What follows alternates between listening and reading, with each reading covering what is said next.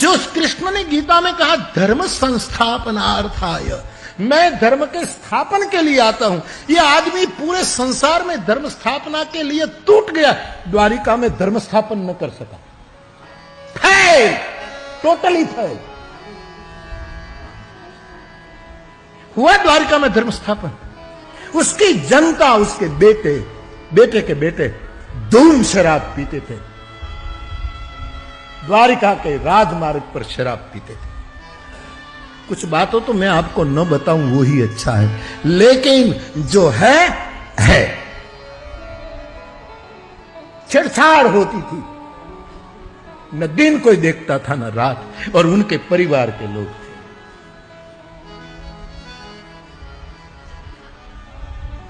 और पीने के लिए जब कुछ पाबंदी आती, डर आती, तो चोरी करने में भी चुक नहीं करते थे। जो जो अधर्म के लक्षण थे सब दिखाई देने लगे।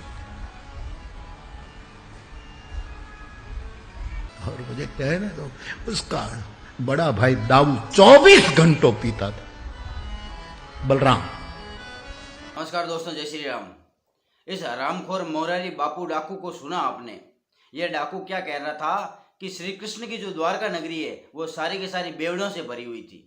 बलराम जी तो शराब के भंडार में पड़े रहते थे, हमेशा नशे में धूर्त रहते थे, और श्री कृष्ण ने धर्म की संस्थापना का एक ढोंग रचा था। यानी कि ये साफ साफ कहना चाहता है कि श्री कृष्ण ने ऐसा कोई कार्य नहीं किया जिससे धर्म की स्थापना हो सके। श्री कृष्ण ने द्वारका में शराब को बढ़ावा दिया है, ये इस प्रकार कहना चाहता है। ये कहना चाहता है कि श्री कृष्ण शराब के सबसे बड़े व्यापारी थे, द्वारके में सबसे बड़ा शराब का भंडार था।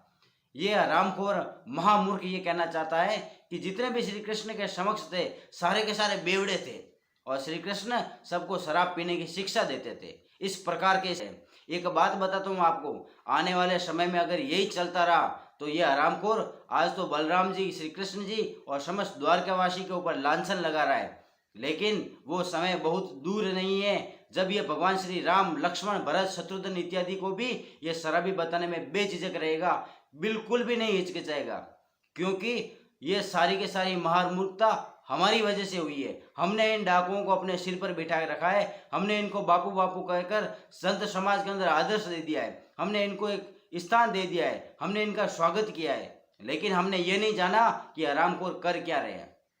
इसने कहा है कि श्री कृष्ण और उनकी द्वारका नगरी शराबियों के भंडार भरे रहते थे, हमेशा वो शराब में धूत रहते थे। बलराम जी तो फुल शराबी थे, टल्ली रहते थे, दूसरा उन्होंने कोई जिंदगी में काम नहीं किया शराब पीने के अतिरिक्त। ये साफ साफ दर्शा रहा है, इसकी मानसिकता को कीड़ा लग चुका है। ये खुद शराब के नशे में बैठा हुआ वहां पर भाषण कर रहा है और श्री कृष्ण और श्री राम को गलत साबित कर रहा है। ये हमारे से ही पैसा लेता है और हमारे ही देवी देवताओं, महापुरुषों का अपमान कर रहा है हमारी आंखों के सामने। और ये जो हरामखोर सारी की सारी जनता सामने बैठी है, किसी माई के लाल की हिम्मत नहीं हुई कि उठ को दो चार उसको हरामखोर को जूते मार दे। ये सारा हरामी जूते खाने के लायक है, इससे ज्यादा और कुछ नहीं है। ये मुरारी बापू नहीं है, ये डाकू है, डाकू दुनिया का सबसे बड़ा। ये अपने ही धर्म को नष्ट करना चाहता है, ये पूर्ण रूप से हिंदुत्व को खत्म करना चाहता है। आप अभी भी सावधान हो जाइए। ये हरामखोर जहां कहीं भी दिखे जूते मार दे रहा है। मैं तो गारंटी लेता हूँ, आज से प्रण लेता हूँ, जिस दिन ये मेरे सामने आ गया उस दिन हरामखोर को जूते मारूंगा। गारंटी है मेरी, मैं आज से प्रण लेता हूँ, जिस दिन मेरे सामने आ गया।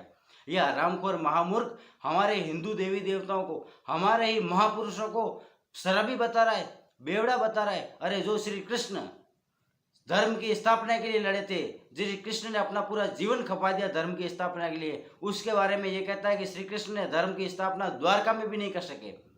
ये कहता है कि श्री कृष्ण ने गीता में उपदेश दिया कि धर्म संस्थापनार्थाय संभवामि युगे युगे, अर्थात श्री कृष्ण कहते हैं कि इस संसार के अंदर धर्म की स्थापना करने के लिए मैं हर युग में अवतरित होता हूँ, अर्थात मेरे जैसे पुरुष इस संसार में आते रहते हैं जो धर्म की स्थापना के लिए हमेशा तत्पर रहते हैं। कभी श्री राम हुए थे, कभी श्री कृष्ण हुए थे, तो ऐसे अनेकों महापुरुष आते हैं जो धर्म की स्थापना करने के लिए पुनः उस धर्म को जोड़ देते हैं। लेकिन ये हरामखोर इसने टारगेट किया श्री कृष्ण जी को। क्यों? समझिए, वीडियो को पूरा देखिए, समझिए इसने श्री कृष्ण को क्यों टारगेट किया।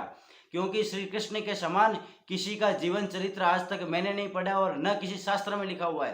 पूरी महाभारत में कहीं पे ये नहीं लिखा हुआ है कि द्वारका में शराब इत्यादि का सेवन किया जाता था।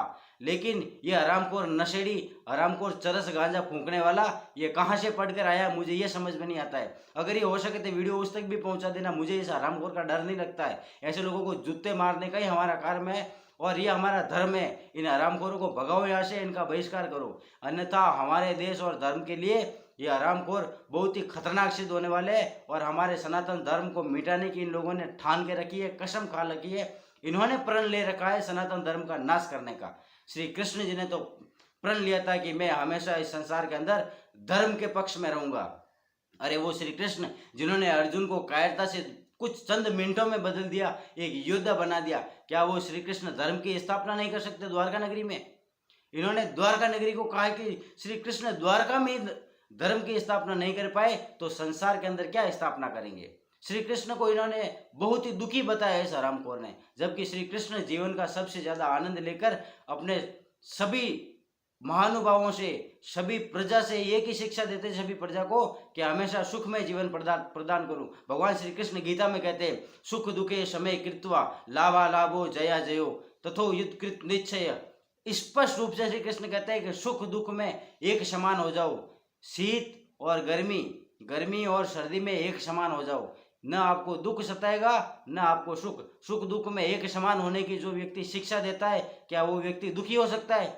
जिन्होंने पूरे संसार को ज्ञान दिया है, जिन्होंने पूरे संसार को धर्म के मार्ग पर चलना सिखाया है, उस भगवान श्री कृष्ण को ये हरामखोर एक बेवड़ा बता रहा है, बलराम जी को बेवड़ा बता रहा है, उसकी बसाई हुई नगरी को शराबियों की नगरी बता रहा है, उसकी बसाई हुई नगरी को शराब का भंडार बता रहा है। इस हरामखोर ने कहाँ से पढ़ के आया? ये सस्ता नशा करने वाला दारूबाज है ये सारा खुद ही, और ये कहाँ से पढ़ के आया मुझे समझ में नहीं आता है। लेकिन मैं आपसे निवेदन करता हूँ, इस हरामखोर का विरोध करिए और इस वीडियो को हर हिंदू भाई तक जरूर पहुंचा दीजिए। आपको श्री राम और श्री कृष्ण की सौगंध है, क्योंकि अब भी आप नहीं चेते तो आपको बचाने वाला कोई नहीं है। आपके धर्म को नष्ट करने के लिए हरामखोर तुल्य चालू हो चुके हैं।